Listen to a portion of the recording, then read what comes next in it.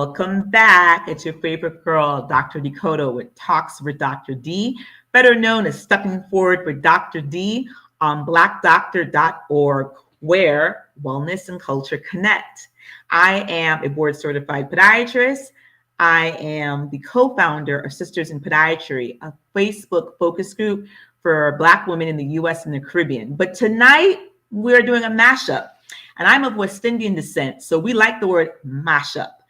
Guess what tomorrow is? October 1st, which is Breast Cancer Awareness Month.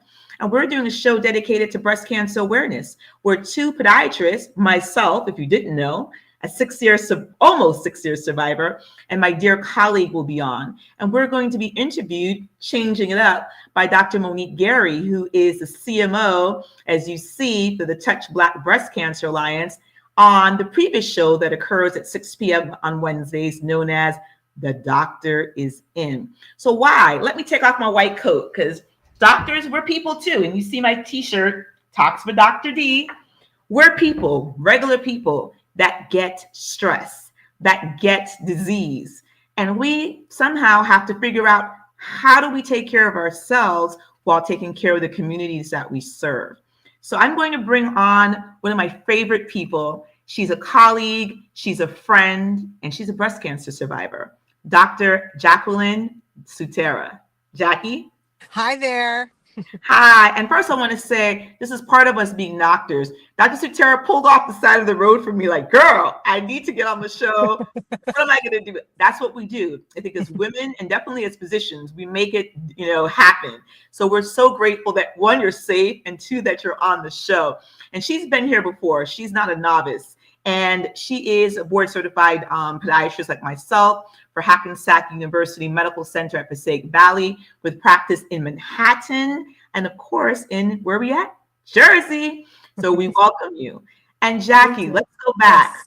Yes. I remember when you knew I had breast cancer, but I remember when you told me you had breast cancer. How many years has it been now, Jackie? It has been 3.5 years since I called you and had to share that news and lean on you. Thank you so much for that. Listen, that's what we're here for. We're supposed to support each other. And I remember when you told me, I was like very calm. Obviously, You're my friend, and I was like, okay. But I was like, tell me the facts. And I think that's what we do in medicine, where you were able to tell me staging and what the doctors were saying. And I think a lot of times it's harder for the average person, because there's language that you're like, I have never heard of HER2, ER, PR, huda. And then having to make decisions around that, which are very hard to do. A lot of times people just go, they're stressed out, they go what the doctor says. Sometimes they don't seek a second opinion, which your insurance absolutely will cover.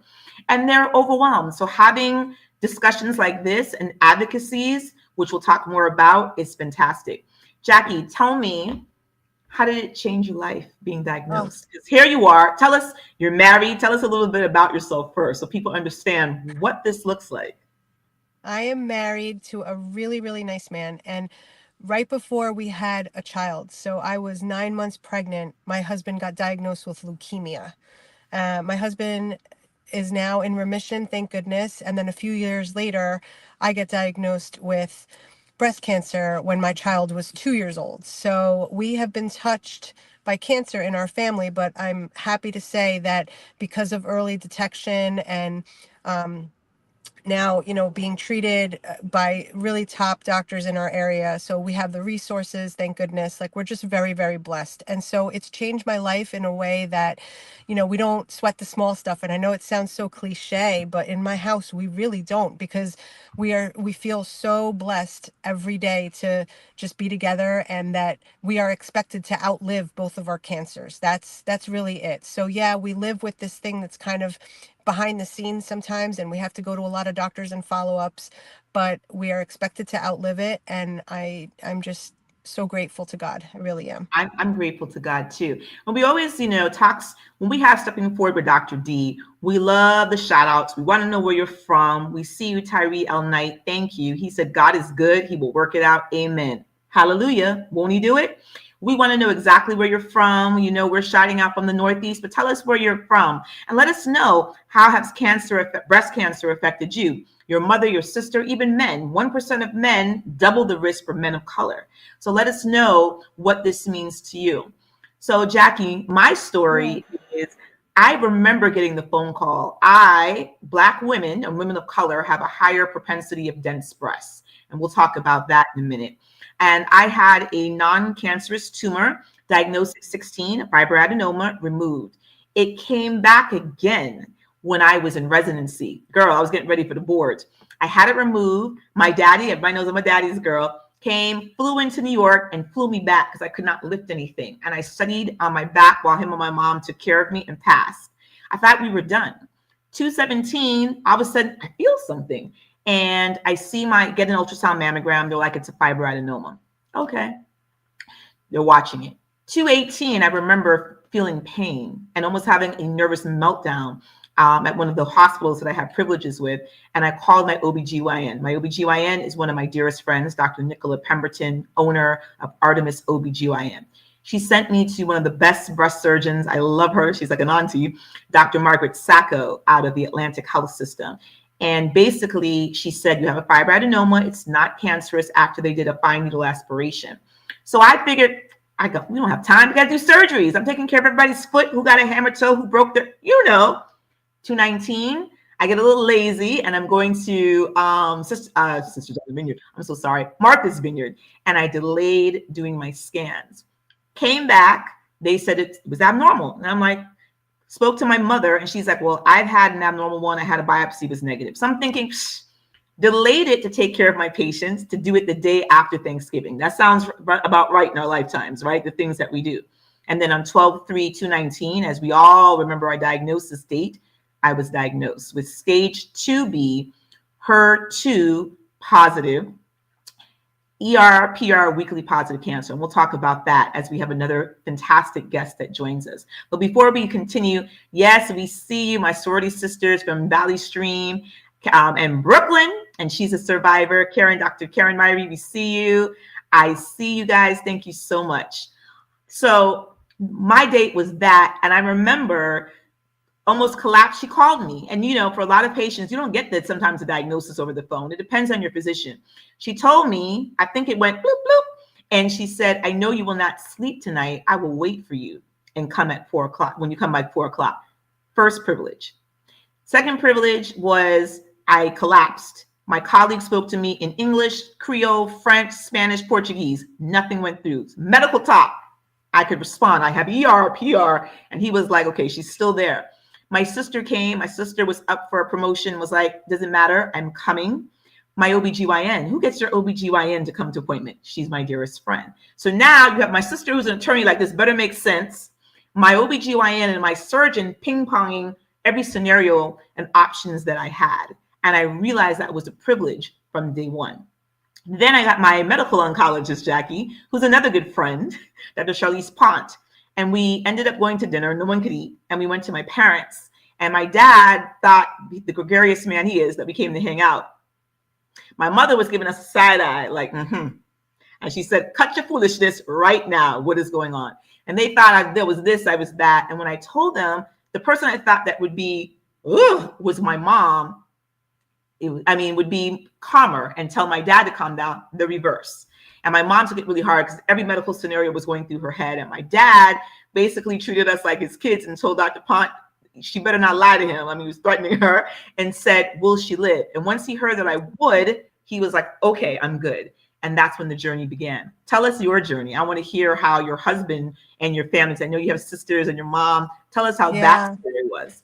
So I have a very different experience. I am like the classic poster child for like, go to your, mammogram every year. And so I had been going and it's always been normal. And then one year it wasn't. And so there was this slight abnormality and you go through the ultrasound and then the ultrasound was questionable. But from one year to the next, this happened, so now I'm running around telling everybody, make sure you don't skip your mammograms, right? So it was a small 2 millimeter, slight little calcification. And when they did the biopsy, I remember them telling me, don't worry, 80% of the time it's negative. So I'm like, all right, cool. I'll probably be in that, 80%, right? We're hoping for that. But there's 20% of people that get the cancer diagnosis. And just like I'm dressed tonight, Hmm. It was a Wednesday night, and my OBGYN, who's the one who ordered the test, who is a very good friend of mine, Dr. Miriam Langer,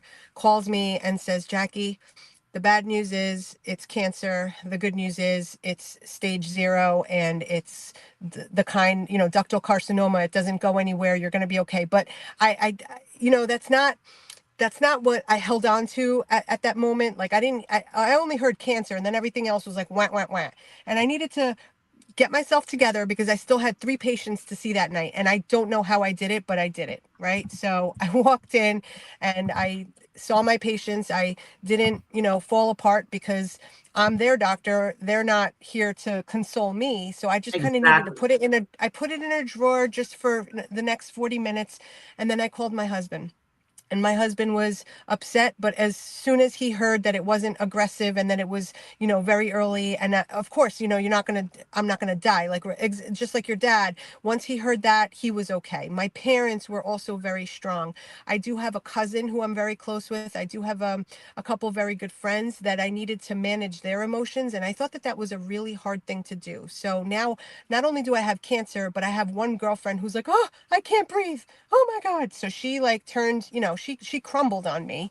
And I thought that that was a very hard thing to do, like sharing with some of your loved ones who then become, I don't want to say part of the problem, but then, they were, they didn't slip into that supportive role right away because they were so shocked and so scared.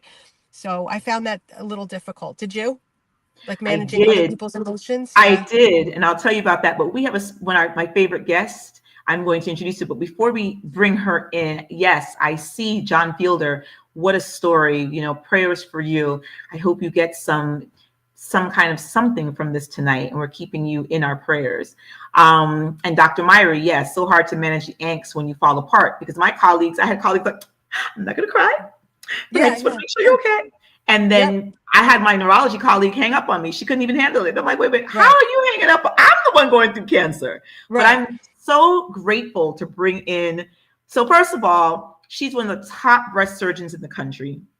She is the CMO of Touch, the Black Breast Cancer Alliance, which is a show that precedes us, and they're on every Wednesday. She is the CMO or director, I should say, for BEXA Equity Alliance. She is also the head of women's health as a breast oncology surgeon at St. Luke's University Health Network in Pennsylvania. And she is one of my dear friends, Dr. Monique Gary. Dr. Gary.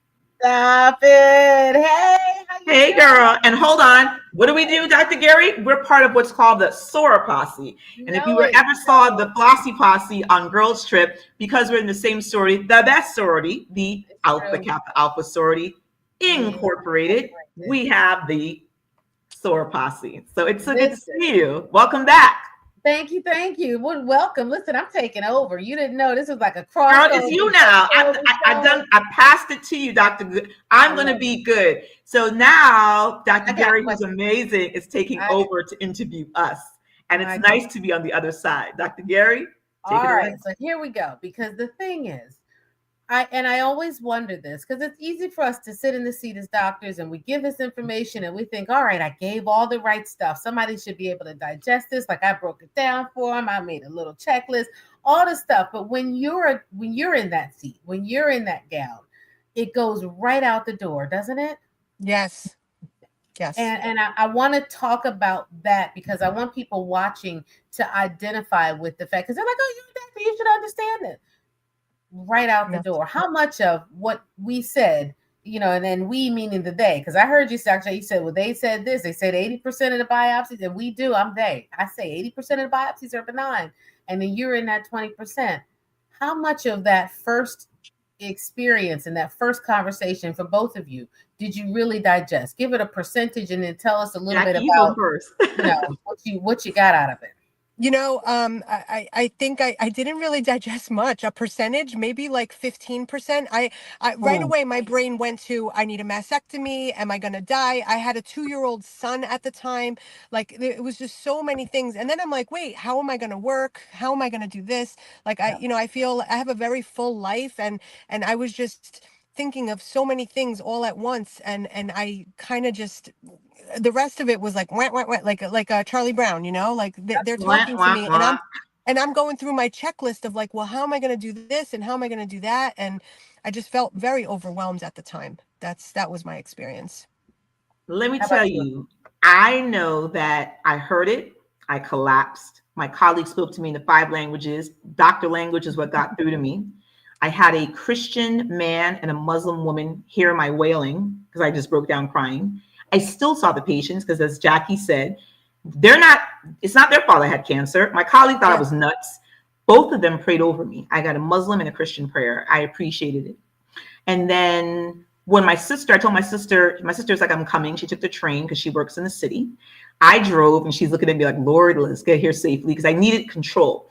And I think what happened was when they were back and forth, I felt like it was a tennis match, Jackie, like ping, ping, ping, and being that we're in the field, yes, there are questions I had because I do percentages. So I was like, percentages is what's going to make me make decisions today, especially. And she told me 2B. I'm like, what happened to Dr. Mugario? I'm sure we'll talk about the stages. What happened to 0? What happened to 1? What happened to 1B? How did I get there? And I beat myself up because I said I shouldn't have delayed it. And then it was an issue of should we save my eggs or not? And then it was like double mastectomy if you want to. And I decided that the difference between the mastectomy and the lumpectomy was a small percentage in terms of longevity of life. And I decided not to. So Dr. Pemberton, I'm the godmother of her baby. And when we walked outside, I think I collapsed. I think I just couldn't handle it. My body was like, I have checked out and I'm done. So yeah, and it's hard, especially if you don't bring someone with you. And I know so many individuals who struggle with this. They go to the doctor by themselves. They get this diagnosis and say, well, I don't want to be a burden on my family. I don't want to ... And the family support is so important. Dr. Jackie, I heard you say, my family, my husband, we ask questions, right? We wanted to understand a little bit better, but your mind immediately goes to the worst case scenario. Yeah. Wow. So even though they said to me, like, right away, like they knew that I was in the earlier stages. So I'm stage 0, but you hear so many people that don't make it. And I had just lost a friend. Yeah. A sister of my best friend, she died 2 months prior to my diagnosis after a 10-year battle with this. And so then, that goes into, I don't know if we have all the time to talk about like survivor's guilt, because I had that. I needed to go to counseling for these things. Then I had like a touch of what we call imposter syndrome. Like so many things came out of it because I started feeling like, well, mine is stage 0 and I don't have to lose my breasts and I'm going to survive. I'm going to be fine. So my cancer isn't that bad, and then I started feeling like kind of funny when people were like, oh, you're such an inspiration. Like, this is so great. You're a breast cancer survivor. I didn't feel like I wanted that title. I didn't feel like I deserved it because there's so many people who fight such a harder a battle, so there was so many like mental things. There's a lot of mental components to this. But Jackie, I had another friend who was stage 0 and she says the same thing. And I said, Does she? this is not a trophy that you're trying to win where my cancer is stronger than your cancer. Once you're in the club, you're in the club. Okay. It's a club that nobody wanted to be in. It's a sorority you didn't want to pledge. You are in the club. And it doesn't matter at what level you're in the club. You're just in the club. And what about you, Dr. D? Did you understand that there's different types of breast cancer? I mean, I know we study a little bit about breast cancer, but really understanding what those types meant for treatment, because I think when we say the word breast cancer and all month long, it's all breast cancer, people think it's all the same thing, the same disease. No. Dr. D, did you understand when somebody said HER2 positive? Did it? I did. I actually understood that there were 3 receptors, which you can go into, Dr. Mo. So that I understood. I understood the staging, but I was just so hurt. I think I was hurt and shocked that we were all the way in 2B. I was mad that we weren't in 1 or 0. And I took that guilt on as, you shouldn't have gone to the vineyard and got your 2-step on, you should have, done it earlier. Maybe you should have put yourself first. Maybe you shouldn't have. What I learned on this journey, and I have an advocacy, was that 80% of breast cancer is not genetic. So everybody kept asking me, "Oh, you have BRCA," because they heard that from Angelina Jolie and other actors, and I'm like, "No, there is Yeah, no me cancer." neither. Yeah. I don't have it either. I had So, genetic testing, Wow. me too. zero, How So nothing. old then, were you when so you were then, diagnosed? Yeah. so that made me, once I was genetically tested and everything was negative, like I don't have one gene that I think they tested 52, and I don't have one gene that, links any of this stuff. Mhm. So then I start saying to myself, well, it's environmental, right? So even though I was stage 0 and like, one of the very lucky ones and very blessed, I still was trying to like figure out like what I did, so it went a different way for me. I started thinking like all of the times that maybe I didn't make good choices, or like how much stress we have as doctors and women. Like, did this cause my cancer? We'll never know. We'll never know. Mm-hmm. And I think, let me see, I'm not on mute. Good. How do you deal with though? How do you start to unpack some of this? Because it's trauma, right? There's stress. I hear you, Corey, you beating up on yourself about, you're talking about, what is it something I drank? Is it in the water? Yeah. How do you manage all of the anxiety around the diagnosis? No matter what stage you have, it's still 2 a.m. Guess what? The record starts playing all over again. Yeah. I was diagnosed with cancer in 2019. So I went through cancer with COVID. And so it was a journey that I will write a book about. I do plan on it, which I basically had to tap into my faith. There are times I've sat in this house because I would have to be isolated. I would go for an appointment when it hit its ugly head. I was working part-time when I got diagnosed. I purposely was like, okay, my colleagues were great. I pulled myself out of the hospital and the nursing home. Thank God, because that saved me from picking up COVID. And I was part-time. And then obviously my doctors came together when in New York, New Jersey, it reared its head in March. And everybody was like, you must come out of work. You might not make it. There was no vaccine. Well, however you feel about the vaccine, I'm immunocompromised. And I basically had the conversation, God, if you want me to live, then there's a purpose and there's something I have to do with it. For me, I'm very social. You know that. Both of you know that. And I decided to start talking about it. I started doing YouTubes and this. Remember, Mo, I had you at my house. My mom thought I was that crazy. Okay. She was like, because she wanted to protect me. And my father understood that that was my therapy to get it out. I have already, there's times that it's still, people think, oh my God, she's fine after cancer. Yes and no. There's still things that I deal with that make me sad, that I've gone through and I might continue to go through. I'm medicine free as of a month ago. So, I'm celebrating no more tamoxifen, which is to keep you for the recurrences. And I get scanned quite a bit, but there's still the guilt. There are people that I've talked to from the Touch Black Breast Cancer Alliance that didn't make it. And that saddens me. And I think about it. So I try to think, what's my purpose in living that, to have some clarity and try to have things that allow me to reach out to everybody else in the community, which gives me purpose.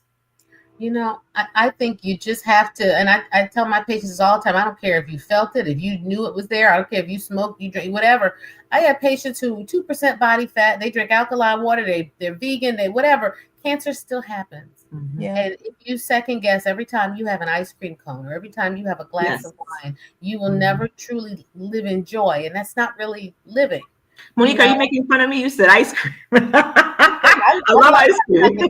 Right? And it's hard though, because we're trying to live this life of, cancer risk reduction. There's no such thing as true prevention, but risk reduction, especially after it happens. But when it happens and you don't know why, it wasn't in the family, there's no genetic, no genetic component to it.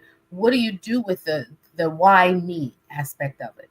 And I think that's something everybody has to kind of deal with themselves. And I see in the chat, one of our people watching said, why do some people get a more aggressive kind and other people don't? And understand that cancer is not one disease. And I do want to go back to that, because if you're watching, cancer is not one disease. It is over 1,000, right? Because there are so many different types and organs and cells in the body, right? There are hundreds of types of cancer throughout the body. And even breast cancer is not just breast cancer. You heard there's stages 0, 1, 2, 3, 4, but there's also subtypes. And this is why it's important for you. If you're watching and your family member, or you're newly diagnosed, or you're going through treatment and you don't know why you have to get the treatments you get, it has to do with the subtype of cancer that you have. It lets us know what treatments will work. And so asking those questions of your doctor, or having a family member who can say, okay, she got breast cancer, but what type is that? Well, how come some people get this treatment, get a pill, and other people have to get a chemo? What determines that? Mm-hmm. Right? That's called Right. genomic testing, testing those tumors. And did you know, Dr. Jackie, there's even now genomic testing for DCIS, for stage 0. We getting jiggy with it. We getting fancy, right? Like the science is getting so much better, but sometimes we have to ask for it, advocate for ourselves. Mm-hmm. Absolutely. Absolutely. Yeah. Absolutely. And I think it's really powerful that you are both here doing that, because you're kind of showing that there isn't just one way to do this, or one way to be, right? Because Dr. Jackie, did you immediately, like, rush out, I'm gonna tell my story? Or did it take a No, little is it, while? can I admit to you guys honestly that this is one of the first times that I'm like publicly talking about it, and it is something that I struggle with a little bit. Corday and I are very different. I kind of got very quiet. I needed to process it like in a quiet way.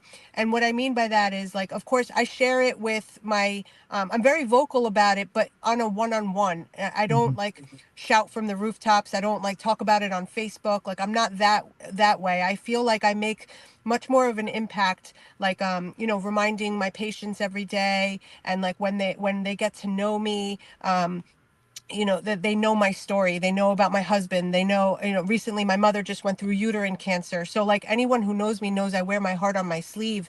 And once I start to have this rapport with my patients, they start to know my story. And I feel like I've made like a bigger impact in that way. That's just my style. So I don't like run around like this month. Yeah, I'm gonna definitely donate and do a lot of things for breast cancer, but not like for myself, if that makes sense. Like I kind of don't like the attention, and I do struggle with that, because I feel like I should. Like, what's wrong with me that I don't want that attention, that I don't want to like shine this light on myself? So I do it more like on a one-on-one, but sometimes I get really quiet about it, and I use that time to just kind of like reflect and pray. I really do. I pray a lot, but I don't pray because I feel sorry for myself. I actually pray to give, thanks. I do that a lot.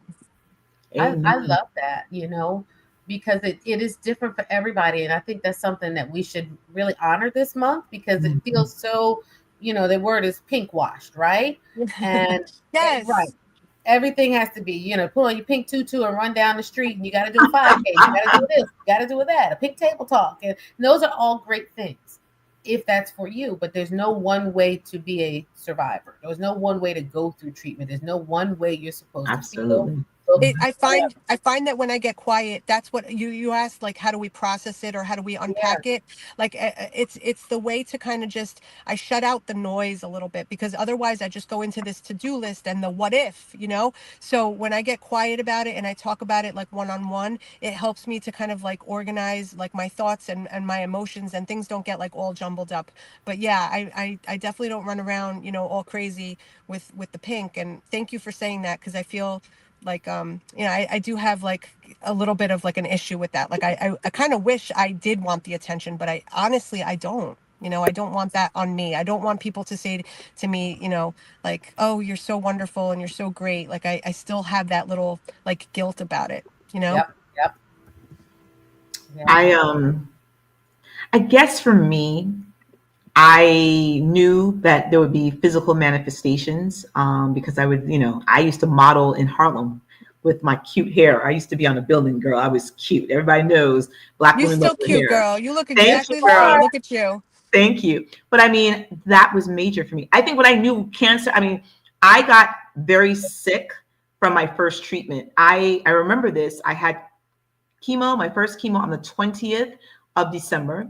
So what wow, comes after that? Christmas. We're West Indian. We're gonna eat. And I remember my Jamaican part of my family made jerk chicken. My mother's Trini, so curry chicken. Everything was out there. Okay, Noah's Ark. I was digging in. I was with my dad. I remember, and he looked at me, and I stopped, and he said, "Oh my God, you're gonna be sick." He saw it, and that moment, it was just coming out. It was coming out not this way as people think they see on TV, but the other way. And I was sick. It looked like I had an alien in my stomach because it was the word we use is fasciculating. My stomach was, and I was in a ball. Again, mhm, what is a gift? I called my medical oncologist, who's my homegirl. My mother's like, get him on the phone. And she was able to get me an emergency banana bag, which is an IV that has certain nutrients in it when you're losing, rapidly so much fluid out of your body. And I went the next day. I looked like Pookie and them as a crackhead. My lips were dry because I couldn't even tolerate water, hot, nothing. It was coming out. And I was in a ball. I remember saying, why? And you can imagine, the effects that it has on your parents, especially my dad. I'm a daddy's girl. So, and my mom and I are very tight. So that was hard. Monique, they knows my parents. So Yeah, I think it was a part of me. Supportive folks, but they are very attentive to you. And I don't know if you Yes. know all the time how they're watching you to make sure that you're okay. I But I know. want to talk about this, right? As It affects everyone. It affects Yeah. everyone. Like the whole family goes through it. Your friends Yep. go through it with you. Yep. Yeah. I want to talk about, though, because you mentioned dehydration, right? Can we normalize some of the treatment side effects that you have both experienced and that you have seen in your patients, right? Because people watching might not know what to expect. So what are some of the common side effects that you have either seen or experienced, related to breast cancer treatment? Let's call them out. Okay. So I had 6 rounds of chemotherapy, which was a 4-part series: Herceptin, Perjeta, Taxotere, carboplatin. Taxotere and carboplatin are the hardest on your body. So those are the ones that start getting rid of or destroying your rapidly dividing cells, which is your skin and your hair. So when I started losing my hair, even though I did something called cold cap, which is a type of, looks like a swim cap, and gives very, very cold oxygen to preserve my hair, I still lost some. They're not great studies on Black women and all the types of hair treatments we have. That made me know I had cancer. When I started going to chemo and getting sick, I was every 3 weeks. So week 1, not eating much, feeling like crap. Week 2, a little something. Week 3, shovel it in, and we start all over again. Then I said I couldn't wear wigs. I got hot flashes in the wigs and panic attacks. So I started wearing my hair in African wraps or little cute scully caps. So these were things that were obvious to my patients. And then I'm losing weight. My eyebrows were already thin and they were thinning out. And I was like, no, girl. So I would always have my makeup done, what we call a beat face, coming into work to look like, here I am. I can function. I've got this, Then I had the lumpectomy, and so I had to recover from that. I did that the day after my 45th birthday. I have a birthday was thrown for me by DJ John Quick and my sorority sister Narissa Sassatorin, and that was hard because now I'm recovering. And then I go back, start radiation. And radiation, because I started working out with a trainer, I was okay. It was my last day of radiation. Monique, I could not walk from here to there. And I remember, again, the privilege, my medical oncologist coming by, and I'm like, girl, what's wrong with me? I started having a panic attack. She's like, it's a radiation, you'll be fine. And then going through an additional 5 rounds of hormonal chemo, and then they found a lump on the other side, not cancerous, again, fibroadenoma, dense breast, and that had to be removed. So, there were times of joy, there were times of sadness, there was times of isolation, where no COVID cure, it was like, be in the house for 3 to 5 days and testing to see if I'm negative, and my parents testing to see if they can come, and even going to chemo towards the end by myself because I was so terrified. What if I pick it up and give it to my parents or they give it to me? And, it was God. It was God. That's all I can say. It was absolutely God. Wow. And how about you, Dr. Jackie? What do you see or hear, or let's normalize some things for people who are watching. I know there's some newly diagnosed folks, one in particular who's HER2 positive, and she's like, what do I expect? How do I know, what's normal? What do you see? Yeah. So my experience, again, so different than Cordai's. I had a lumpectomy and I did not need chemotherapy.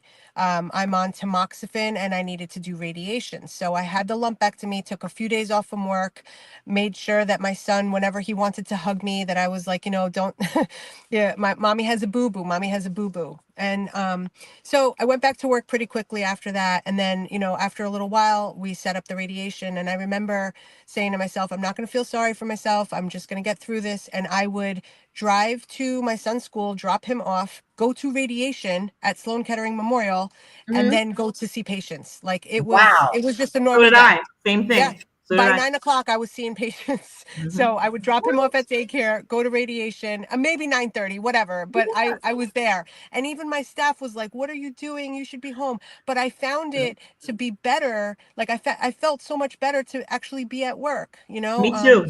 and I was talking about it, but again, like on a one-on-one, and it just felt better for me to do that. I'm happy to report that the tamoxifen has not given me many side effects. I was very, very nervous. Yeah, I was so nervous about this medication, but I wanted to try, and then we would figure it out if it wasn't for me. The side effect list, as you guys know, is really intimidating, and it's a lot. Um, I have I'm tired. I think it has put me. It's kind of pushed me into like early chemical menopause. Is that the correct term? So like menopause. I was Yeah, medical premenopausal, menopause. Yeah. medical menopause, and so these are things that would have happened anyway, right? I'm almost 50 with 2 offices and a child, and I'm a mom and a wife. So of course you're tired, but is it the tamoxifen that makes me more tired? I'm not sure, but I do suffer from that. I feel like I'm tired, and then the chemical menopause, just there's something that feels like a little unnatural about it. Like I can tell, I somehow I can tell that the way that like my cycle kind of phased out and all of the hot flashes is due to the medication. But I'm grateful that I don't have some of the other side effects. Like I never had any kind of like nausea or some of How the about other like really fatigue? bad stuff.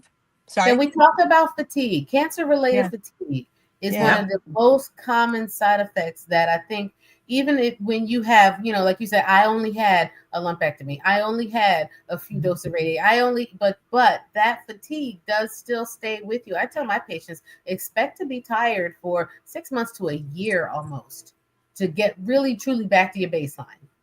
Yeah. I like to take that one. I'm noticing what you put in the thing. So yes, I had darkness on my skin from the radiation. I definitely, oops, I'm not sure what happened. Are we all on?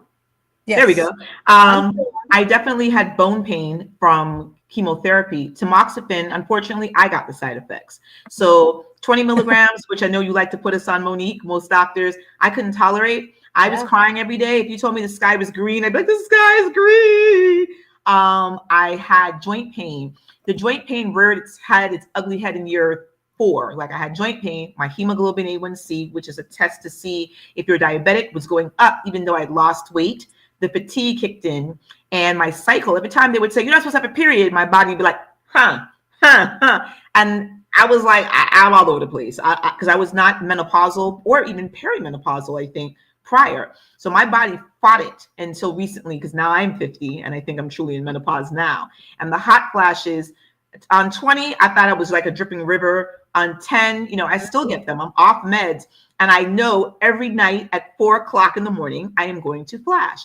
And the covers have to fly off. There's a fan that I sleep with because I kill anybody if the fan is not next to me.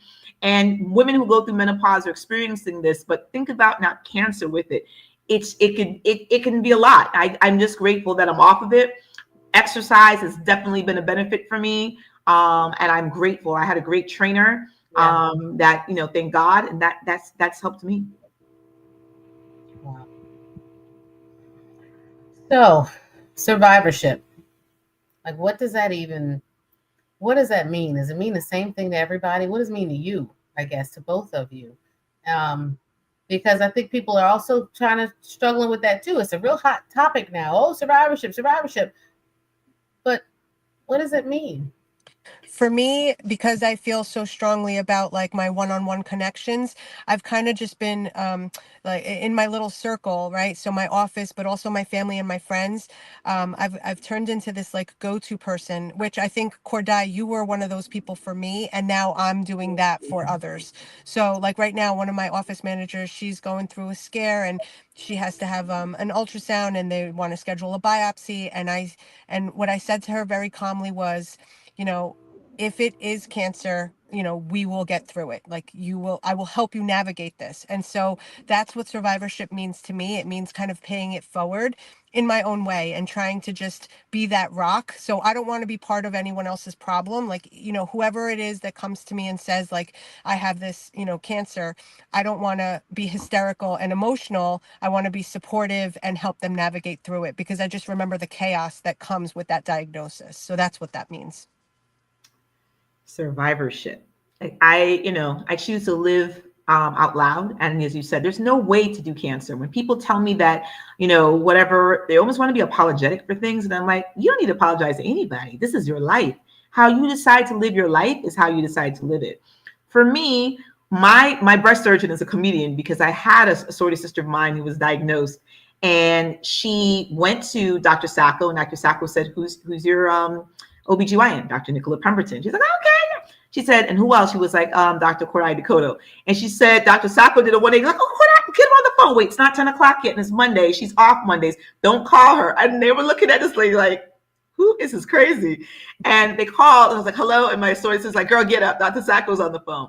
And it was great. I appreciated that, where a surgeon allowed, colleagues will do that, but sometimes we don't, to allow me to be there to listen. And so even after that, my good girlfriend was overwhelmed. If you're overwhelmed, you can't make a decision, right? We went to Chit Chat Diner in Jersey, and I broke it down a cell using a salt shaker. And that's when the aha came on.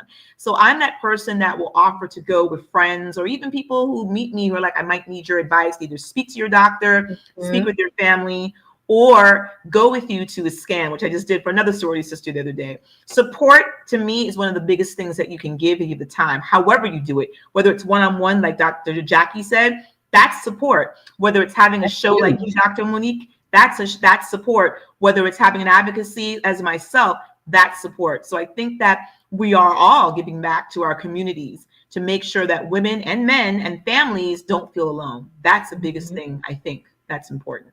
Yeah, no, I think you're absolutely right. And it looks different for everybody. And it's one of the reasons why the term survivorship is so hard to define, and why some people, hospitals and clinics struggle with supporting people beyond the treatment, because it's like, okay, great, you rang the bell, see you later, get on out there.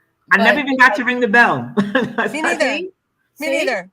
Nope. Didn't even have a bell to ring. And you know what? If you're metastatic, you may never ring a bell, right? So that whole bell ringing thing is a little sus. But still, I get wanting to be finished with the phases of treatment and wanting to know, like, when am I done? One of my patients asked me, when am I in remission? Or when am I considered cancer-free? When am I considered a survivor? Survivorship starts at day one. Like the minute you get diagnosed, guess what? You didn't know it, but you're surviving, right? And you got to figure out what that ship looks like for you, whatever it looks like. But, I think it's real important to have the resources and have a plethora of resources. So if you do need somebody one-on-one, because I'm not a group person either, Dr. Jackie, I may not talk in a group, but if somebody calls me like, is you good? You know me, Cora, right? Like, are you good? And I'm like, yeah. Did you eat today? Yeah. Right. You got to know how to ask the right questions. And one of the things we got to teach our community is how to show up for us, because we don't like to talk about our stuff. So we don't always know how to show up for each other. So how did people show up for you? What are the best ways and what are the worst ways that people showed up for you? All right. Best and worst.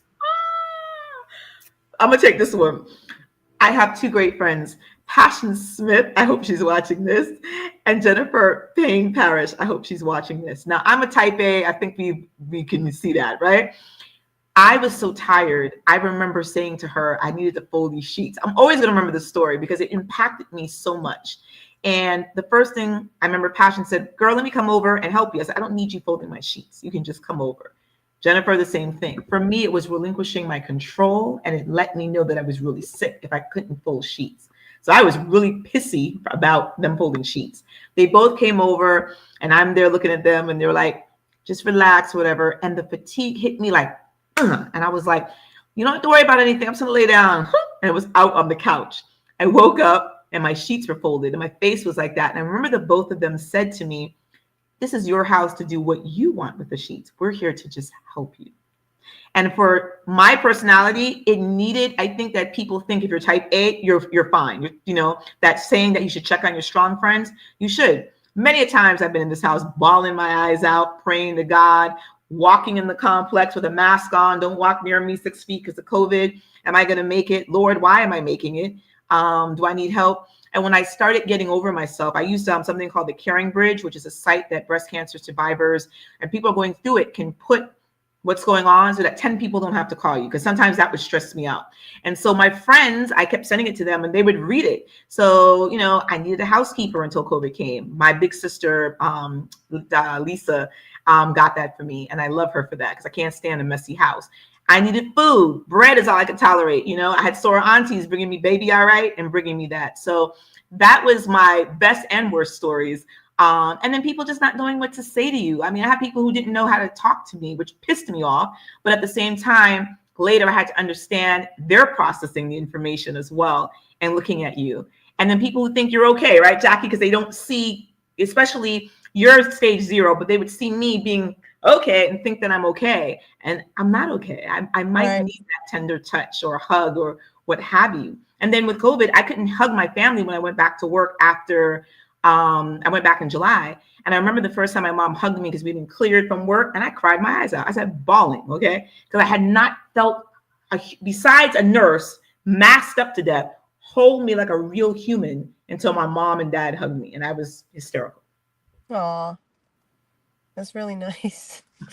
Yeah. I had, like I said before, I had two people very close to me kind of, just fall apart. And I think that was really hard for me. So that was probably my worst. But my best, the way that my one girlfriend, and I've known her since kindergarten, she's the one whose sister died 2 months before I got diagnosed. But this girl, my friend, also had the same stage 0 ductal carcinoma that I had. So she lives in North Carolina, and she is a doctor, and she is a mother, and she owns a Pilates studio. But this girl, my friend Rosanna, got on a plane and just showed up at my house. She just surprised. She rang my doorbell like a couple days after my diagnosis, and it was just so like nice to see her. And she wasn't here to fix anything. She was just here to like physically hug me like that, just to be in my presence and for us to be together. And we hung out for 2 days. She just showed up, and that was like probably the best way that someone showed up for me. It was truly special. And Yeah. Monique, I have to give credit. There's our dark pink sister. She's a member of the Delta Sigma Theta Sorority Incorporated. Natalie Presley. She was one of the first people I called because she went through it. And I remember being on a panel. AKAs and the Deltas did a panel, and she spoke. And the irony, she was one of the first people I thought about. So I got to call Natalie. Natalie, thank you, because even though I'm blessed, I'm a physician, and I have people. It only makes sense when somebody's gone through it. So that's why when Jackie called me, it was, okay, we're going to talk about it, and it was like, and we can laugh and say things that maybe we wouldn't say to anybody else. And I felt the same way with Natalie and some other survivors along the way. So thank you for that, making a community where you felt heard, seen, and safe. Yeah. And what's beautiful is that we're recognizing. I see somebody in the chat said, you know what? We don't always know how to ask for help or lean on others because we're so used to being the caregiver, right? And I see her. She put hearts in the chat. Corey, your people are still showing up for you, right? Like they know that the love that they give is given right back to them. But it is hard to ask for help. Even now, I still struggle with it, and not even having a diagnosis, but just asking in general when people lean on you. And I guess maybe what advice do you have for people who are, a bunch of strong super women here in the chat who don't want to ask for nothing? What do we say? What can we tell them? I would say that, there is like a beauty in being vulnerable to the people who like know you the best, and who love you and who want to show up for you. And you have to give them that opportunity to do for you also. Like, you can't always just be the giver. You have to also be able to receive from those people because it allows them to give to you. So, in that way, I encourage people to just let down the guard and be vulnerable, to the people that you trust, of course. I'm putting that in the chat, Dr. Jackie. There is a beauty in letting the people who love you show up for you. Yeah. It means true. a lot. It means a lot to them, like it's part of their healing. It's part of their giving, if you will. It really helps. So you can't always just be strong. You gotta just be real, and if you need help and if you're hurt, like, let your loved ones know because it helps them also. Wow. Dr. D? I would say, I'm blessed. I had my church family from Abyssinian Baptist. Shout out to Abyssinian Baptist in New York City. I had my pastor, God rest his dead, Reverend Calvin Obutz III, who reached out to me, and he was upset that I didn't tell him. I got a tongue lashing, and I told him, I said, it's like telling my dad all over again. And then I started crying, and he was like, baby, don't cry. All right. And then he gave me scripture, prayed over me, made a joke because he was always a comedian. And it was beautiful. Reverend Mason, same thing. So I had people that I felt like I wanted to protect because I felt like I don't want to see them hurt. I already see my mom and dad, and I know that they're still trying to buffer me, and I'm trying to buffer them. But there's a point where you have to be real. My sister, who is my ultimate best friend, she tells me now things I didn't know. Like she said she thought she was going to collapse. She said she just couldn't handle her big sister had cancer, And, see, I'm going to cry now.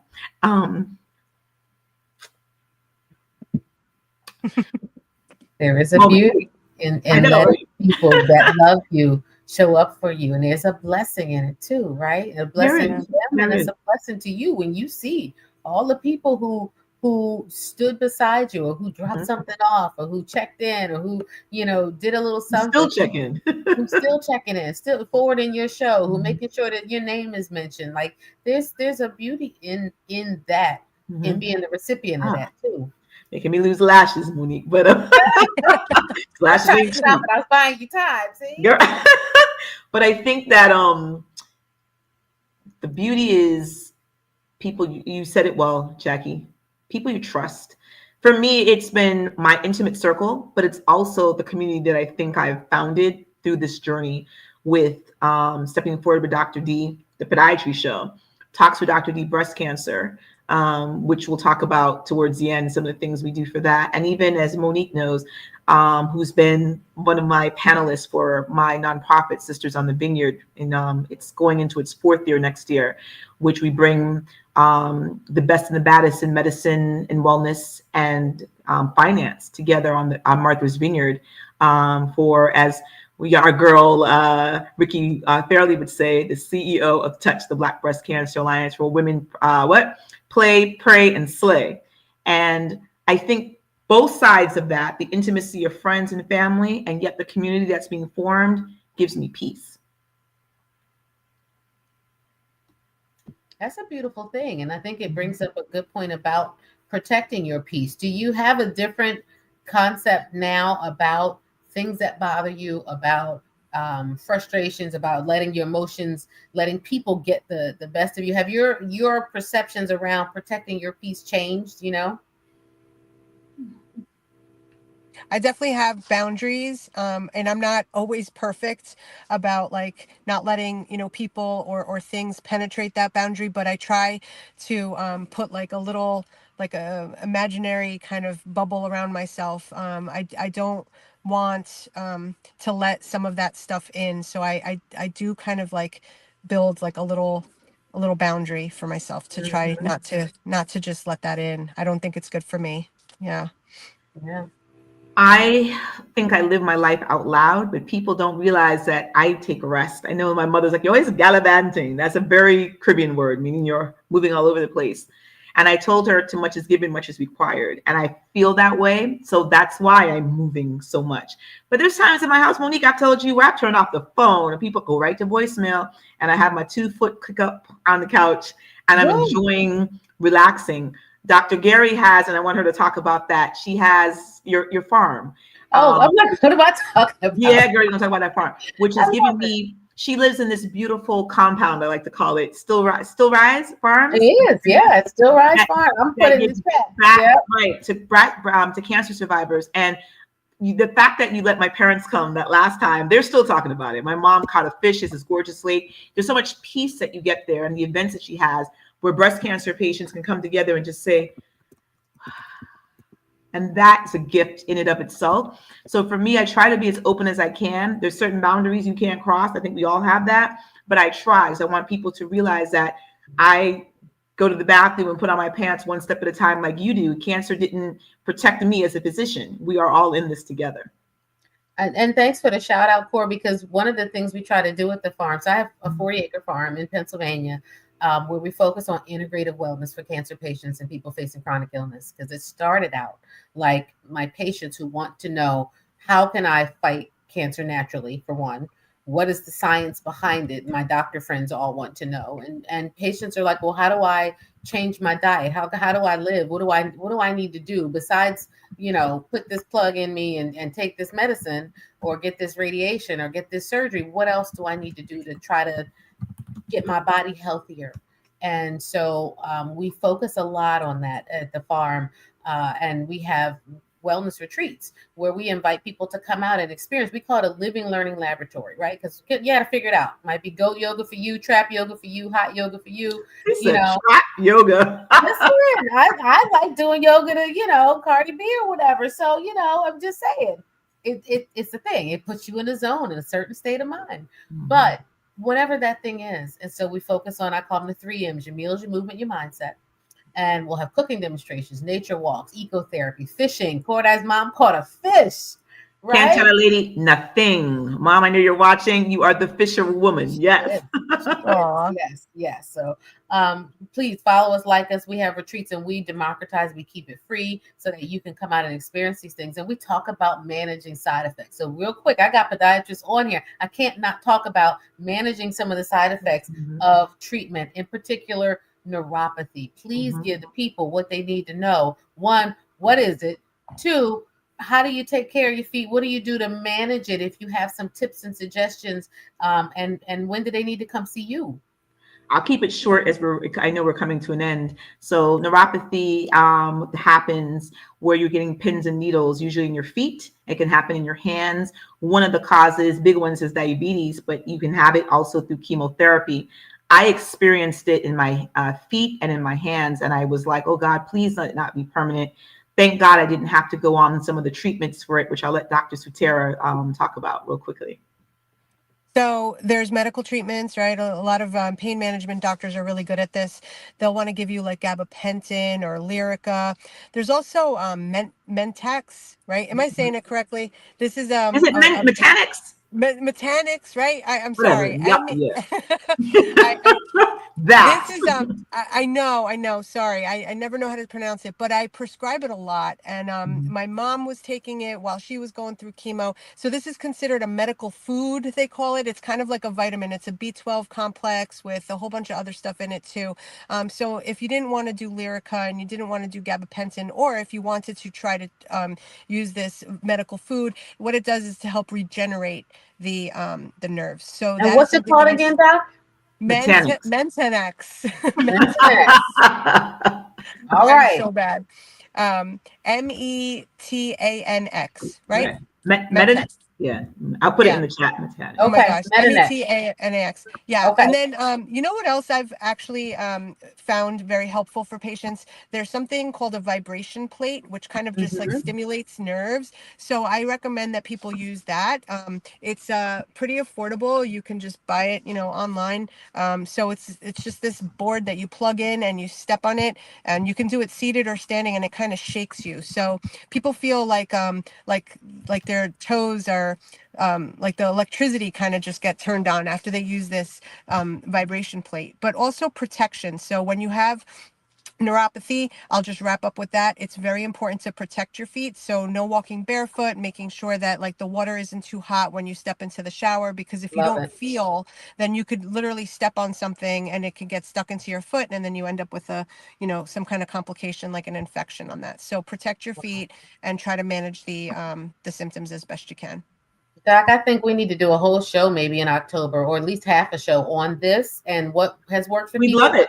Work for people, get some other survivors to come on and really talk about foot care. What creams do you recommend for moisture, etc., for neuropathic pain? Like this is a good topic this month to really, dive into. Have us on. The doctor is in. I would love that. I'll talk to Ricky. We'll do another crossover show. Absolutely. Because people really are struggling with neuropathy as a result of whether it's cancer treatment, diabetes, or idiopathic, as we call it. I mean, you don't know what caused it. That's it's right. a real it's a problem, activity limiting, lifestyle limiting problem. But more to come on that, because we will definitely have you on the show, hopefully this month, but if not next month, talking about neuropathy for No cancer problem. patients. But tell me, how can people follow you? How can they, what are your handles? You know, if people want to get more information, want to reach out, and then are there any last minute thoughts that you have for people on this very first day of Breast Cancer Awareness Month? Give the people something.